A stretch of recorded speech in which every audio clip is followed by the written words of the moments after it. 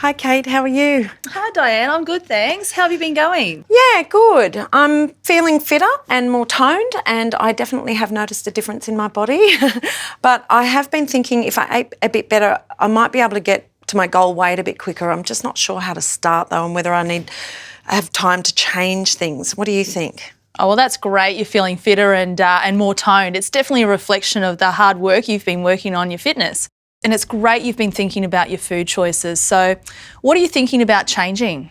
I was thinking my late night snacking probably wouldn't be helping things, and sometimes I skip breakfast and grab a coffee and a muffin when I get to work. I'm also not sure if what I'm eating is right. I think I eat healthy, but I think I could improve. I'm just not really sure.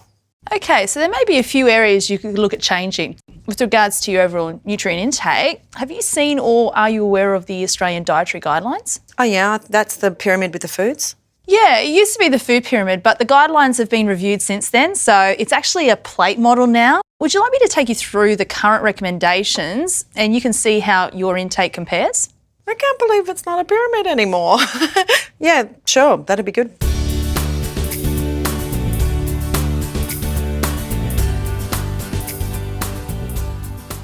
So were there any areas you thought you could improve based on the guidelines?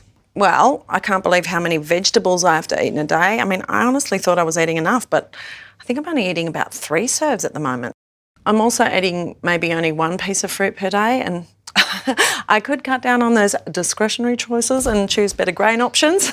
Guess my muffin for breakfast wouldn't count as a serve of whole grains, would it? No, definitely not quite. So it sounds like there are a few areas you could think of being improved. So if you feel ready, could you choose 1 or 2 of those to start working on today? And have you ever seen any phone apps, for example, that are available? They're a great way of recording what you are actually eating.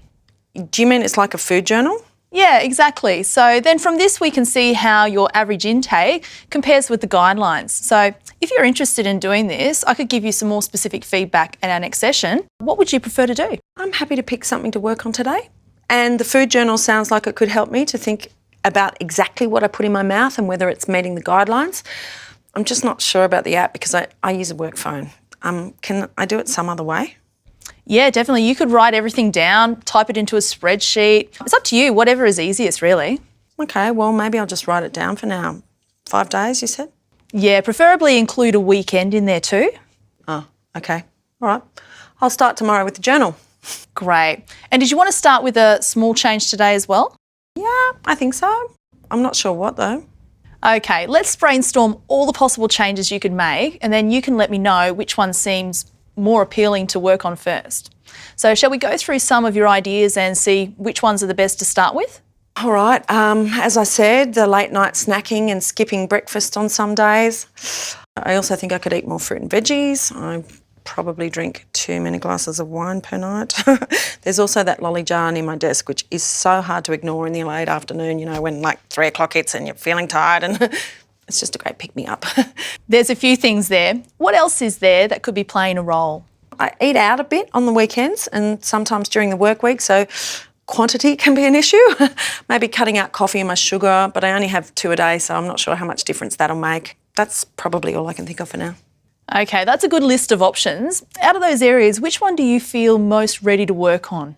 I think the late night snacking probably plays a big role in my weight, but it's so hard when I'm tired and sitting down in front of the telly just switching off at night, and there's always lollies, nuts, chocolate, ice cream around for the kids and my husband, so it's really hard to maintain willpower, especially at the end of the day.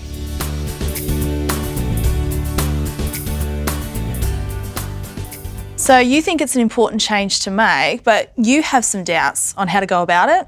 So how confident do you feel that you could make a successful change if we were to start tonight? I'm not that confident, actually. Okay, we could either brainstorm some strategies now or select another option you feel more confident about changing and come back to the late snacking next time. I want to change the late night snacking, but maybe it's best to look at it after keeping the food journal. Can we work on that next session? Sure. And is there something else you might be more confident starting with? I feel I could probably start working on having breakfast at home. Maybe I'll start with that. What do you think? That sounds good. And do you feel changing this habit is important? Oh, yeah. Well, it would prevent me from eating the morning muffin, which I know wouldn't be doing my waistline any favours.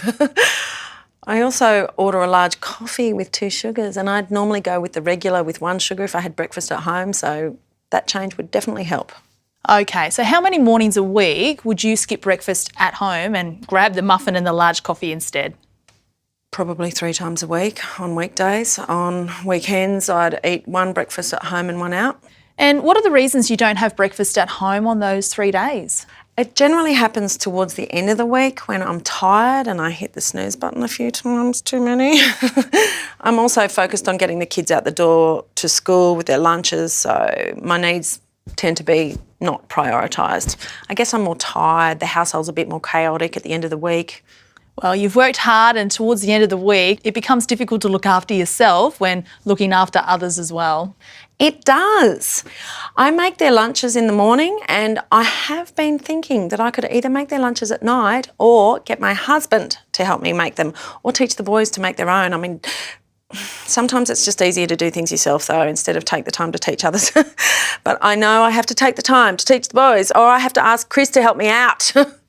So after you've taught the boys or got Chris to help you out, do you think that would help create more time for you to have breakfast in the morning? Oh, yes, definitely. I mean, I also think I have to make sure I'm asleep by 11 p.m. the night before so I can get up by 7. My bedtime starts to get later as the week goes along. And what time does that creep out to? Usually to about 12 or 12:30 sometimes. I don't even know how it gets that late most of the time. It would help with my energy levels as well, though, getting breakfast in. If I could pull that bedtime back so I'm asleep by 11 p.m. An earlier night would help both with your energy levels and also making time for breakfast. Is there anything else that could help with making time for breakfast, do you think? No, I think they're the main factors. And what do you have for breakfast? Does it take time to prepare? Nah, not that much time. Usually just a bowl of muesli or a couple of slices of toast with Vegemite. Great. So would you like to set a goal now for having breakfast at home more often? And are you aware of setting SMART goals? Yeah, I'd like to set a goal. I can't quite remember what SMART goals are though. Okay, no worries. Like SMART stands for specific, measurable, achievable, relevant and time-bound. It's kind of the opposite of New Year's Eve goals. So to set a SMART goal, it really needs to be specific so we know exactly how many breakfasts per week we are aiming for. It needs to be achievable over the next couple of weeks, relevant to your overall goal, and of course we have to have a start date. Okay, all right. Well, I'd like to be able to have breakfast at home every day, but for now, aim for 4 weekdays out of 5. I can start tomorrow and check in with you next week to see how things are going. Does that sound okay? That sounds like a good goal to start with, and it also helps to create strategies that will help you to achieve your SMART goal. If you'd like to write down the plan, you can use it as a checklist to support you. So I recommend you write these down in your own time. To start with, you said it would help if the boys started making their own lunches or if your husband helped you make the lunches. How will you go about making this happen?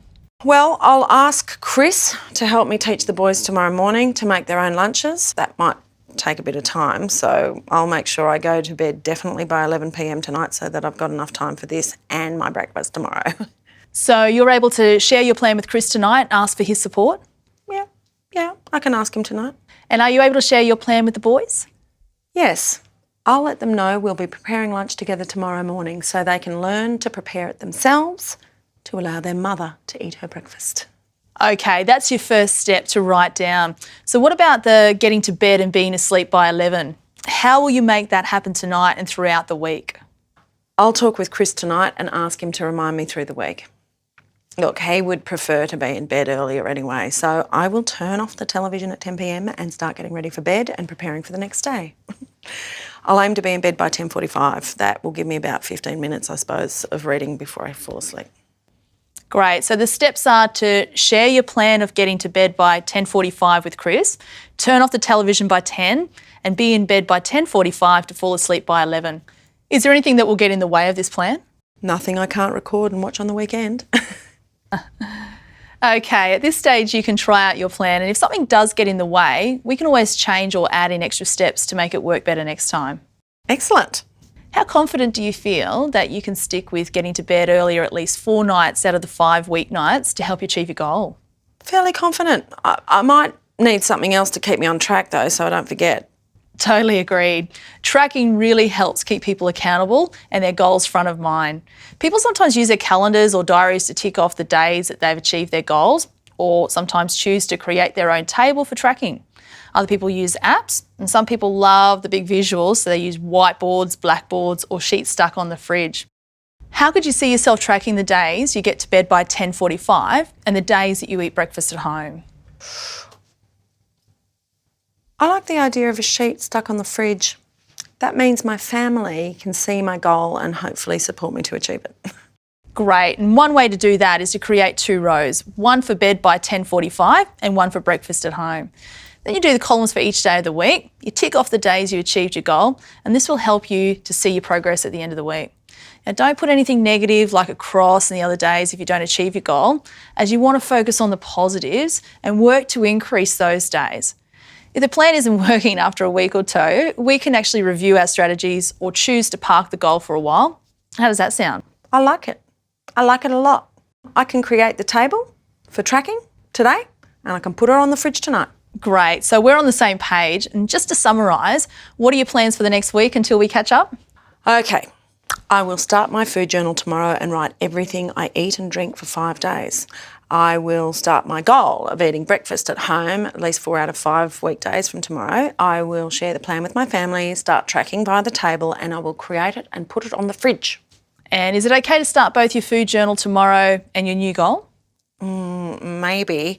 I'll definitely start the new goal tomorrow and maybe the food journal, but if it feels like too much, I'll start the journal the day after. Sounds like a good idea. And just to check in, how confident do you feel that you can achieve 4 out of 5 breakfasts in the next week? Pretty confident.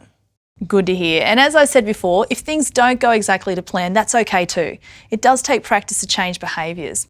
And we'll catch up next week to see how you went. Good luck with the goal and the food journal. Thank you, Kate. Okay, let's do this. Let's do it.